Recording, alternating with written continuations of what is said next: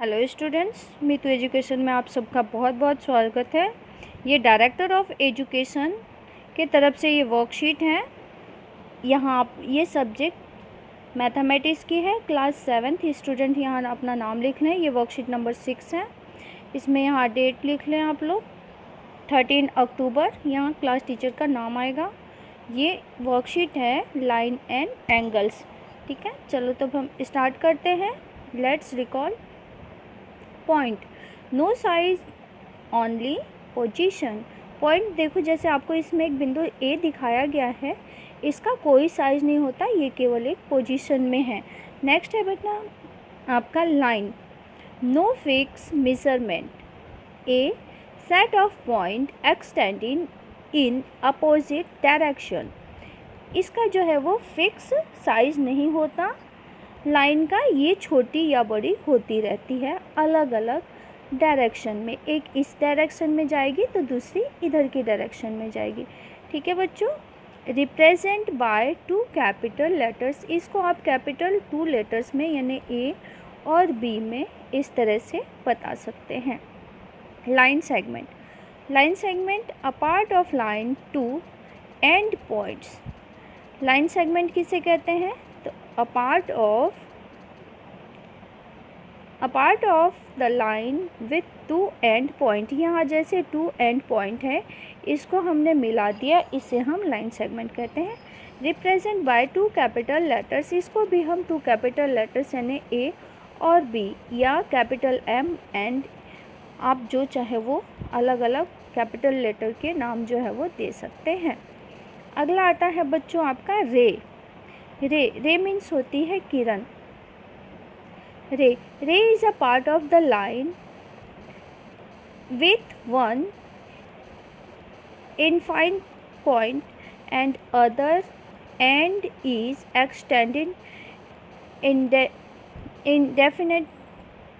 तो ये जो है एक पॉइंट तो इसकी फिक्स रहती है और दूसरी पॉइंट जो है वो दूसरी रेखा जो है आप कहीं से कहीं तक लेके जा सकते हैं, यानी इन्फिनिटी तक लेके जा सकते हैं। ठीक है।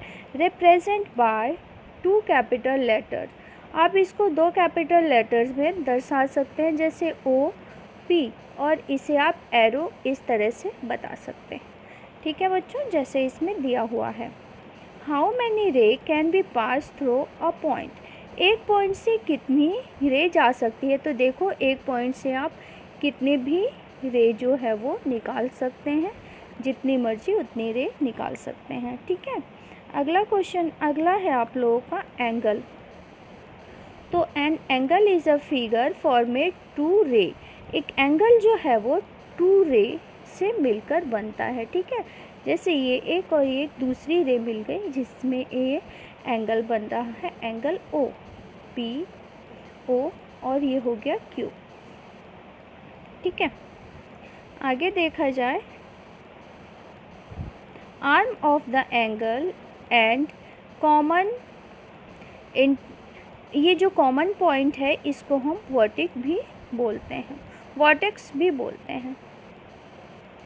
N angle is measure in degree represent by. हम एंगल को जो है वो डिग्री से नापते हैं। और एंगल को हम कैसे पढ़ सकते हैं? एंगल ओ भी हम इस तरह से इसे लिख सकते हैं। दूसरा, हम इसे एंगल पी ओ क्यू भी लिख सकते हैं। आगे देखते हैं बच्चों। अगला देखते हैं बच्चों हम लोग। अगला है हमारा कॉम्प्लीमेंट्री एंगल। कॉम्प्लीमेंट्री एंगल वो एंगल होते हैं जो किन्हीं भी 2 एंगल का ऐड जो है वो 90 डिग्री होता है, वो कॉम्प्लीमेंट्री एंगल्स कहलाते हैं। उन दोनों का जोड़ हमेशा 90 डिग्री होना चाहिए। सप्लीमेंट्री एंगल वो होते हैं किन्हीं 2 एंगल का एडिशन जो है वो 180 डिग्री होता है, वो सप्लीमेंट्री एंगल्स कहलाते हैं। अगला है बच्चों आप लोगों का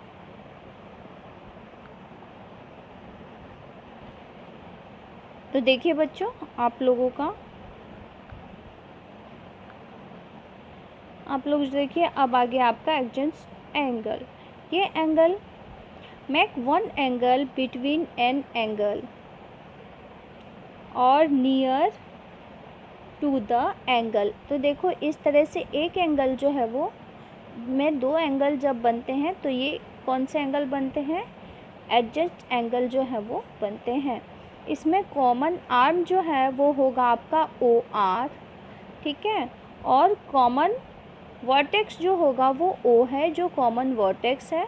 और इसमें ओ पी और ओ क्यू, देखो ओ पी और ओ क्यू जो है वो नॉन कॉमन आर्म्स है। अगला है बच्चों आपका लीनियर पेयर। तो लीनियर पेयर क्या है, a line pair is a pair of adjacent angle whose non common arms are opposite arms. जो लीनियर पेयर एंगल्स होते हैं वो कुछ इस तरह से होते हैं, इसमें जो है वो नॉन कॉमन आर जो होता है वो अपोजिट साइड में होता है, ये लीनियर पेयर के एंगल्स होते हैं। चलो अब हम करते हैं लेट्स प्रैक्टिस, आगे के क्वेश्चन सॉल्व करते हैं बच्चों। आगे देखिए बच्चों, इस तरह से दिया identify angle and represent them with symbol, do the naming angles of your choice. आपको इनके नाम बताने हैं अपनी इच्छा के अनुसार। तो देखो आपको ये एंगल दिया है तो इसका नाम आप पी क्यू और आर दे सकते हो, इसे आप एंगल क्यू पढ़ सकते हो या एंगल पी क्यू आर, इस तरह से आप पढ़ सकते हो, ठीक है। तो ये वाले एंगल का आप इस तरह से आपने इसका नाम दे दिया, रिप्रेजेंट इस पे पॉइंट कर दिए। अब दूसरे पे करते हैं बच्चों। अब जो है आपको एक इस तरह का जो एंगल दिख रहा है इसका नाम आप एस आर और टी रख सकते हैं, ठीक है, अपनी मर्ज़ी से। और आप इसको एंगल आर बोल सकते हैं या इसे पढ़ सकते हैं आप एंगल एस आर टी, इस तरह से आप इसको रीड कर सकते हैं। अगला देखो आप लोग, अगला ये देखो, ये लीनियर पेयर एंगल है तो आप इसको इस तरह से लिख सकते हो ए बी सी और डी।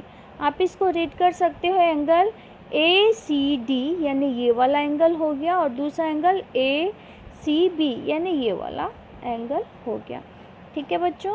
उसके बाद अब आप लोग ये देखो, ये एडजेसेंट एंगल है, इसमें कॉमन वर्टेक्स जो है वो ये ओ हो गया, ये ए, ये ओ पी और ये ओ बी। तो इस तरह से आप इनके नाम जो है वो लिख सकते हैं, ठीक है, और ये एडजस्ट एंगल हो गए। अगला है बच्चों देखो, अगला ये देखो, ये आप इसका नाम इस तरह से लिख सकते हो एंगल पी क्यू आर और इसका नाम एस लिख सकते हो, ठीक है।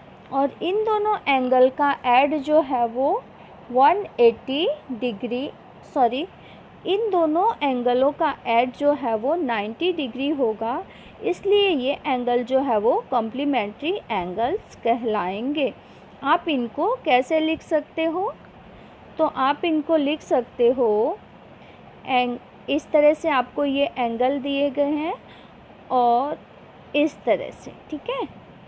क्योंकि इन दोनों का ऐड जो है वो 90 डिग्री होगा, इसलिए ये कॉम्प्लीमेंट्री एंगल होंगे। आप इसका नाम ऐसे लिख सकते हैं ए बी सी और ये डी।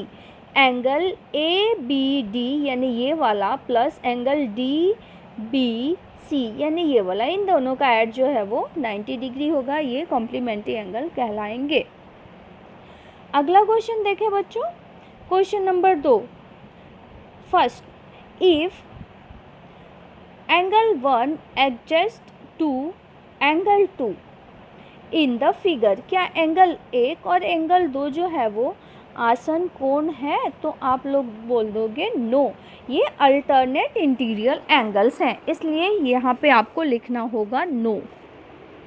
ओके, नेक्स्ट है give 3 example of angle in your daily life object. आपको 3 एग्जाम्पल्स देने हैं अपने डेली लाइफ के ऑब्जेक्ट्स में। तो आप इसके लिए लिख सकते हो बच्चों, एंगल जो बनाते हैं वो डोर भी, ठीक है। आप डोर लिख सकते हो, विंडो की डोर लिख सकते हो, है ना, चेयर्स लिख सकते हो, टेबल लिख सकते हो, ठीक है। टेबल पे भी एंगल बनते हैं, है ना। तो इस तरह से आप डेली लाइफ के ऑब्जेक्ट्स के नाम जो है वो लिख सकते। तो देखो बच्चों, आप लोग लिख लेंगे इसमें डोर, चेयर, टेबल। टेबल देखो इस तरह से बने होते हैं ना, और इसके चारों तरफ से किस तरह से एंगल्स बने होते हैं। इसी के साथ ही आपकी ये वर्कशीट जो है वो कंप्लीट होती है। अपना ध्यान रखें, हम अगले वर्कशीट में मिलते हैं।